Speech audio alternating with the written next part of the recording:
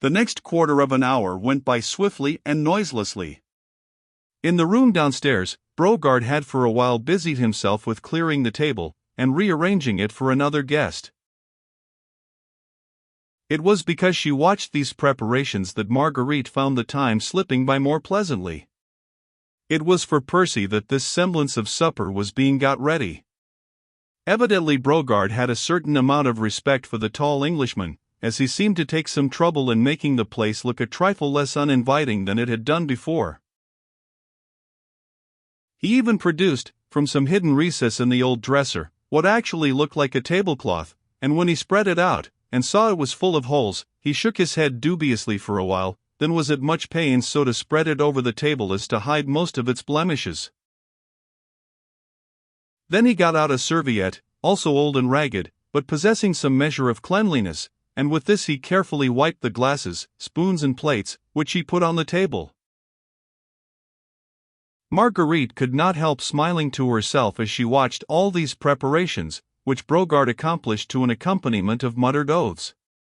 Clearly the great height and bulk of the Englishman, or perhaps the weight of his fist, had overawed this free-born citizen of France, or he would never have been at such trouble for any sacre aristo. When the table was set, such as it was, Brogard surveyed it with evident satisfaction. He then dusted one of the chairs with the corner of his blouse, gave a stir to the stockpot, threw a fresh bundle of faggots onto the fire, and slouched out of the room. Marguerite was left alone with her reflections. She had spread her traveling cloak over the straw, and was sitting fairly comfortably, as the straw was fresh, and the evil odors from below came up to her only in a modified form. But, momentarily, she was almost happy because, when she peeped through the tattered curtains, she could see a rickety chair, a torn tablecloth, a glass, a plate and a spoon, that was all.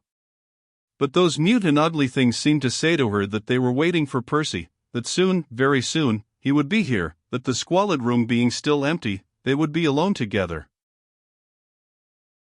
That thought was so heavenly, that Marguerite closed her eyes in order to shut out everything but that. In a few minutes she would be alone with him, she would run down the ladder, and let him see her, then he would take her in his arms, and she would let him see that, after that, she would gladly die for him, and with him, for earth could hold no greater happiness than that. And then what would happen? She could not even remotely conjecture. She knew, of course, that Sir Andrew was right, that Percy would do everything he had set out to accomplish, that she, now she was here, could do nothing, beyond warning him to be cautious, since Chauvelin himself was on his track. After having cautioned him, she would perforce have to see him go off upon his terrible and daring mission. She could not even with a word or look, attempt to keep him back. She would have to obey, whatever he told her to do, even perhaps have to efface herself, and wait, in indescribable agony, whilst he, perhaps, went to his death. But even that seemed less terrible to bear than the thought that he should never know how much she loved him, that at any rate would be spared her. The squalid room itself, which seemed to be waiting for him, told her that he would be here soon. Suddenly her oversensitive ears caught the sound of distant footsteps drawing near. Her heart gave a wild leap of joy. Was it Percy at last? No. The step did not seem quite as long, nor quite as firm as his. She also thought that she could hear two distinct sets of footsteps. Yes. That was it. Two men were coming this way. Two strangers perhaps, to get a drink, or... But she had not time to conjecture, for presently there was a peremptory call at the door, and the next moment it was violently thrown open from the outside, whilst a rough, commanding voice shouted, "Hey! Citoyen Brogard! Hola!" Marguerite could not see the newcomers, but, through a hole in one of the curtains, she could observe one portion of the room below. She heard Brogard's shuffling footsteps, as he came out of the inner room, muttering his usual string of oaths.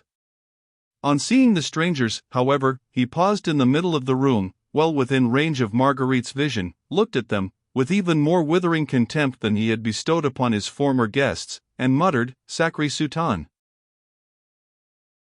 Marguerite's heart seemed all at once to stop beating. Her eyes, large and dilated, had fastened on one of the newcomers, who, at this point, had taken a quick step forward towards Brogard. He was dressed in the soutane, broad-brimmed hat and buckled shoes habitual to the French cure, but as he stood opposite the innkeeper, he threw open his soutane for a moment, displaying the tricolour scarf of officialism, which sight immediately had the effect of transforming Brogard's attitude of contempt into one of cringing obsequiousness. It was the sight of this French cure which seemed to freeze the very blood in Marguerite's veins. She could not see his face, which was shaded by his broad-brimmed hat, but she recognized the thin, bony hands, the slight stoop, the whole gait of the man. It was Chauvelin. The horror of the situation struck her as with a physical blow. The awful disappointment, the dread of what was to come, made her very senses reel, and she needed almost superhuman effort not to fall senseless beneath it all. "A plate of soup and a bottle of wine," said Chauvelin imperiously to Brogard, "then clear out of here, understand? I want to be alone." Silently, and without any muttering this time, Brogard obeyed. Chauvelin sat down at the table, which had been prepared for the tall Englishman, and the innkeeper busied himself obsequiously round him, dishing up the soup and pouring out the wine. The man who had entered with Chauvelin and whom Marguerite could not see, stood waiting close by the door. At a brusque sign from Chauvelin, Brogard had hurried back to the inner room, and the former now beckoned to the man who had accompanied him. In him Marguerite at once recognized Desgas, Chauvelin's secretary and confidential factotum, whom she had often seen in Paris, in the days gone by. He crossed the room, and for a moment or two listened attentively at the Brogard's door. "Not listening?" asked Chauvelin, curtly. "No, citoyen." For a second Marguerite dreaded lest Chauvelin should order Desgas to search the place. What would happen if she were to be discovered, she hardly dared to imagine. Fortunately, however, Chauvelin seemed more impatient to talk to his secretary than afraid of spies, for he called Desgas quickly back to his side. "The English schooner?" he asked. "She was lost sight of at sundown, citoyen," replied Desgas, but was then making west, towards Cap Grisnez. "Ah, good," muttered Chauvelin, "and now, about Captain Jutley, what did he say?"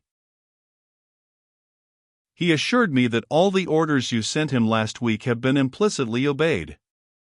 All the roads which converge to this place have been patrolled night and day ever since, and the beach and cliffs have been most rigorously searched and guarded." "Does he know where this Père Blanchard's hut is?" "No, citoyen, nobody seems to know of it by that name. There are any amount of fishermen's huts all along the coast, of course, but—" "That'll do. Now about tonight," interrupted Chauvelin, impatiently. "The roads and the beach are patrolled as usual, citoyen, and Captain Jutley awaits further orders." "Go back to him at once, then. Tell him to send reinforcements to the various patrols, and especially to those along the beach, you understand?" Chauvelin spoke curtly and to the point, and every word he uttered struck at Marguerite's heart like the death knell of her fondest hopes. "The men," he continued, "are to keep the sharpest possible lookout for any stranger who may be walking, riding, or driving, along the road or the beach, more especially for a tall stranger, whom I need not describe further, as probably he will be disguised, but he cannot very well conceal his height, except by stooping. You understand?"